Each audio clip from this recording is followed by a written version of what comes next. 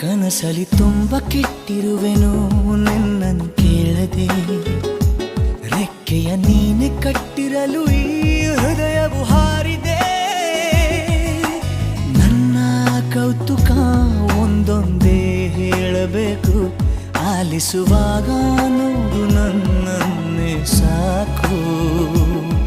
ಸಹವಾಸ ದೋಷದಿಂದ ಸರಿ ಹೋಗಬಹುದೇ ನಾನು, ನನಗಾಗಿಯೇ ಕಾದಿಟ್ಟುಕೋ ಹಠವೊಂದನು.